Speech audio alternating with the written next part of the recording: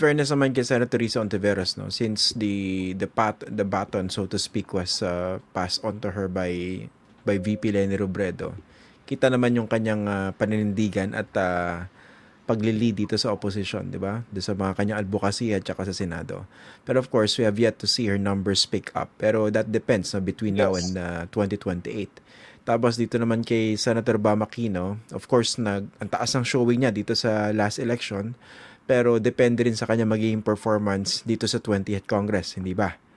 Tapos, yung pangatlo, yung kay Vice President Leni Robredo, ito yung gusto ko po itanong sa inyo, Senator, no? Kasi dun sa alam ko, you and I know, no, sa pakikipag-usap niyo sa mga kababayan natin, meron talagang substantial number of supporters na talagang gusto siya pa rin yung tumakbo for president sa 2028.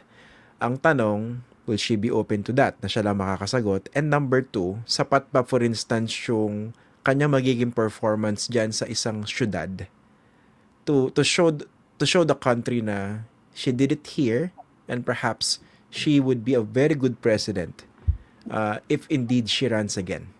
Anong tingin niyo?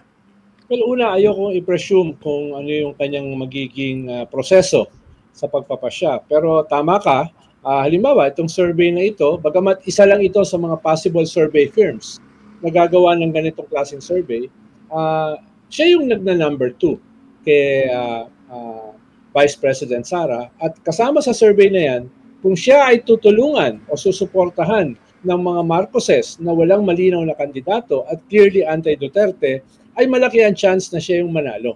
Matalo niya si Sara in the same survey ng Tangere.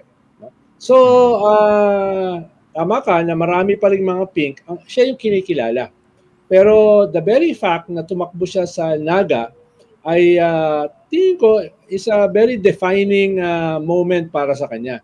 Dahil baka magdalawang isip siya na, uy, kakatakbo ko lang, kakapanalo ko lang, hindi pa tapos yung term ko sa 2028, tatakbo kagad ako for another position.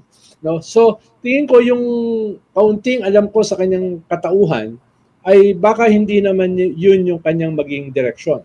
Although, pwede rin namang at that moment, kung wala nang iba na may kakayanan talunin si Sara, baka pilitin siya ng maraming mga grupo at mga tao para tumakbo.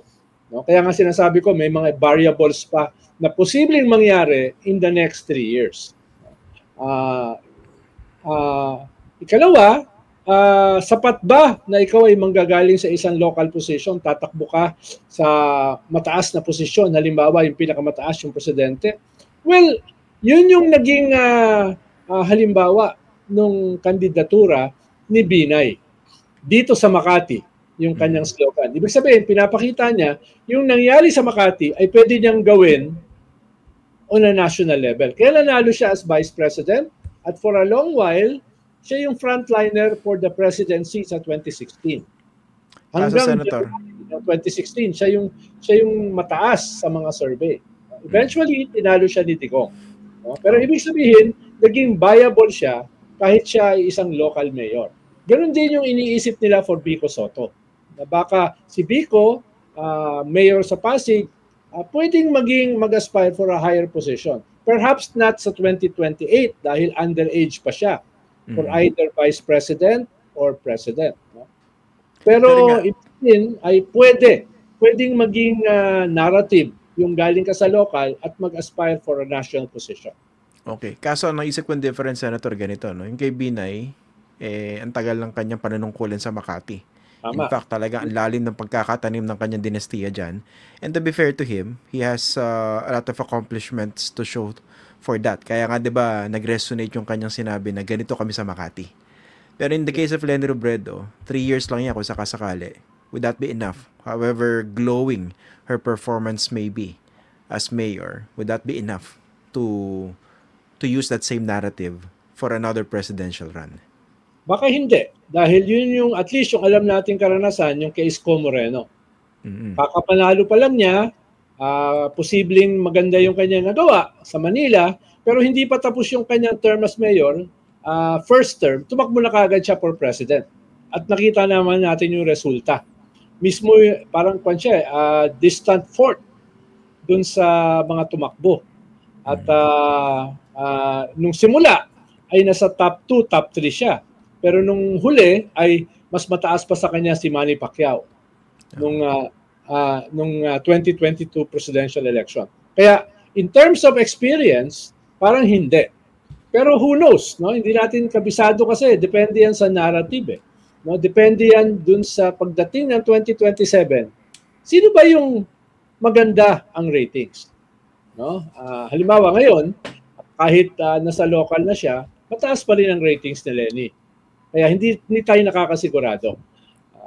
Isa ring factor diyan, sino bang pipiliin itong nagigising, nagsisimula na magising at maging aktibo na sektor ng kabataan. Bagong elemento ito. Bagong elemento ito. Okay. Ito naman kasi ito very definitive yung push, no? Yung RISA na, 'di ba? Nakikita natin 'yan. Pinupush yan very clearly by the likes of former Senator Sonny Trillanes. What do you think of that?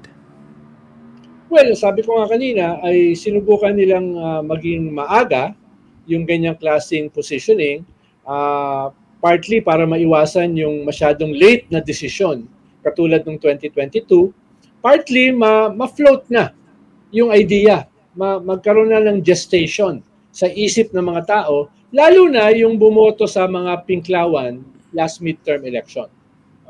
Kailangan may mag-harness niyan eh. Sino ba ngayon ang leader ng Pink? Kailangan may mag-assume nun eh. Kung hindi, baka mag-dissipate yan. Baka maubos, baka kung saan pa pumunta. Kaya mahalaga na ma-float mo na. Kahit hindi pa talaga final. No? Hindi pa talaga final. Tingin ko dapat magpasya sila at least for the next 6 months.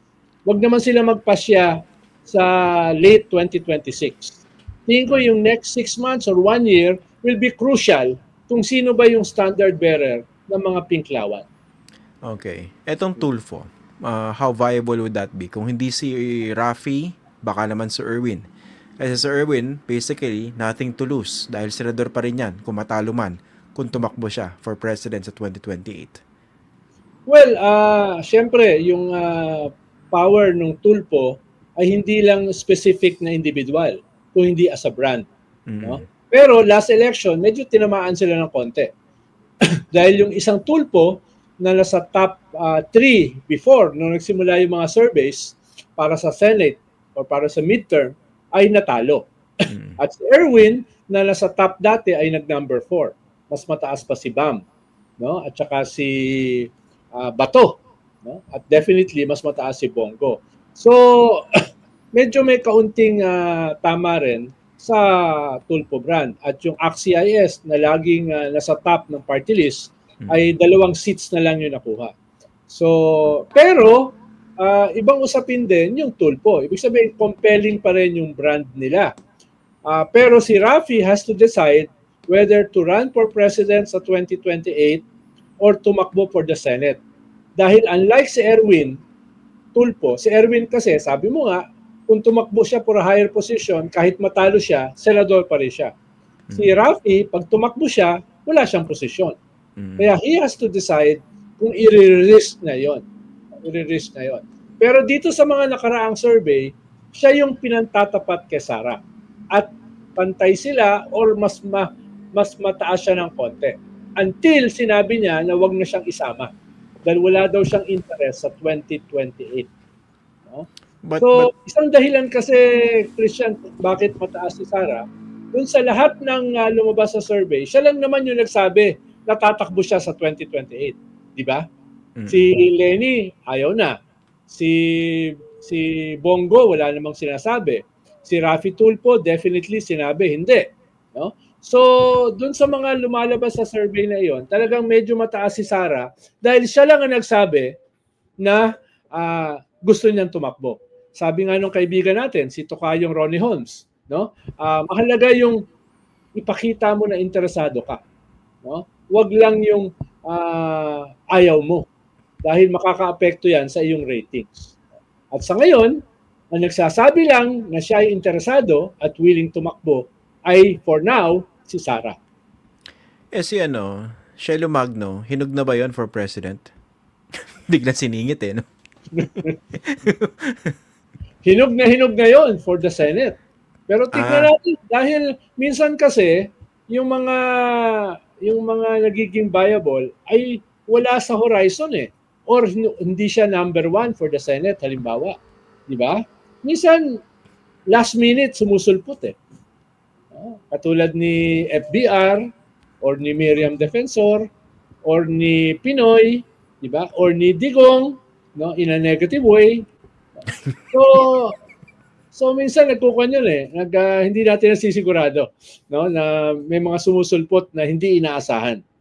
Hindi naghahanda or hindi kasama dito sa mga surveys na pinag-uusapan natin. Lumulutang na pangalan ito, may nagtatanong dito. Si Gibo Chodoro, viable candidate ba yan for president sa 2028? Tumakbo na yan noong 2010. Tingin ko in the running siya. May mga nagtutulak sa kanya. Whether siya ay aandar sa surveys, ay duda ako.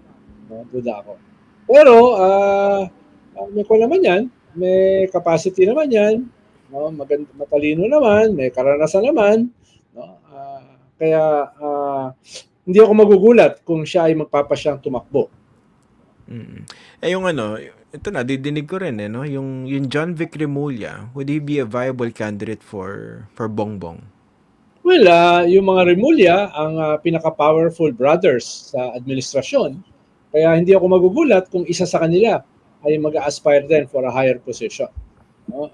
Baka hindi na si Boying dahil nag-apply na siya for ombudsman at 7-year term yon as a constitutional body. Kaya malamang, sabi mo nga, baka si John Vic. Pero kailangan... Ako ba nagsabi? Sa'yo mo naririnig mo. Di ba? Narinig ko rin, Senator eh. Narinig ko rin. No? Kailangan niya mag-scale up. No? Dahil nga, hindi pa siya masyadong nagmamarka. Pero kung gagawin niya yung kanyang pagiging head ng DILG at i-scale up niya yung kanyang performance, bakit hindi? Lalo na, hawak na yung mga usapin sa kriminalidad. Di ba? Pero sa ngayon, medyo tinatamaan yung kanyang boss, yung presidente, sa usapin ng crime. Kaya, ibig sabihin ay kulang siya sa output or sa performance. Kailangan niya mag-scale up. Etong si Cheese Escudero, o kaya Ivy Marcos. Magpaplano rin yan. At tingin ko yung ruta niya ay i-secure uli yung Senate presidency at gamitin yan bilang entablado going into 2028. Pero for now, dahil sa kanyang mga actuations, mukhang mahihirapan siya. Mukhang lahat galit sa kanya eh. Mukhang hindi lang galit sa kanya yung mga Duterte. No? At syempre, yung mga Duterte may sariling kandidato. No? Pero sa akin, Senator, too early na kumbaga sentensyahan itong si Cheese Escudero dahil hindi pa nagsisimula yung trial. Kasi if you remember, di ba, noong 2012, pagkatapos ng impeachment trial ni Coron, ang bango-bango ni Enrile nun. Di ba? Yeah, correct. Kaya nga, ang sinasabi ko lang, batay sa mga actuations niya nitong nakaraang mga buwan. No? Bukas naman tayo sa redemption. No? Tingin ko kahit tayo pwedeng ma-redeem. Siya pa? Hindi, medyo duda ako doon, no? Ito si Bongo. Ito kasi, no, the people also need to understand, no? Would he be a viable candidate or would he even attempt to run for president kung nandyan si Sara Duterte? Tingin ko nasa kwan siya. Nasa consciousness niya yun, yung possibility na yun. Lalo na, hindi lang siya nag-number 1, malakas yung kanyang pagiging number 1, 28 million votes. Kaya pwedeng pumasok sa utak mo yun eh. Bakit hindi? Diba? Pero makikita mo rin na hindi naman sila magkalapit ni Sara. Hindi sila magkalapit. Dito nga sa away ng mga kaibigang babae ni Digong mukhang nandun siya sa kabilang kampo. Dito sa away na ito. Kaya makikita mo hindi sila ganun ka-united. Ikalawa ay ang sinasabi ni Panelo kung sakaling ma-impeach si Sara, si Robin Hood Padilla. Naduda rin ako kung magiging viable going into 2028. No? Baka nga bilang senador, mahirapan na siya. Katulad ng kaibigan na si Philip Salvador. Ikatlo, I beg to disagree. Sorry, I beg to disagree. Oo. Ikatlo, karamihan, if not all, ng nag-top sa Senate ay hindi nanalong presidente nung sila ay tumakbo or any higher position. Hindi sila nanalo. Isa lang yung nanalo, si Gloria. Pero iba yung kanyang sitwasyon eh. Naging presidente siya eh. Naging incumbent siyang presidente dahil sa pagbagsak na ERAP. Tumakbo siya for president, nanalo siya. Dahil incumbent siya. At meron pang controversy na Garci. So pwede mong sabihin, practically, lahat ng nag-top sa Senate na tumakbo for president, no, ay natalo. From Salonga, di ba? To si Mitra ba nag-top? To Hindi ko alam. Nung tumakbo siya nung kailan ba? 92? So, ayun. Kaya baka naiisip din ni Bongo yun. Teka, hindi, kahit may 28 million votes ako, binoto ako for the Senate. Dahil sa malasakit. No? At saka dahil sa Duterte. 2028 for the President, syempre, depende kung may impeach si Sara at hindi na siya makakatakbo. Yun yung isang factor. Ikalawa ay sa mga survey ba, yung kanyang pagiging number 1 sa Senate ay mag-reflect for the President? I doubt it.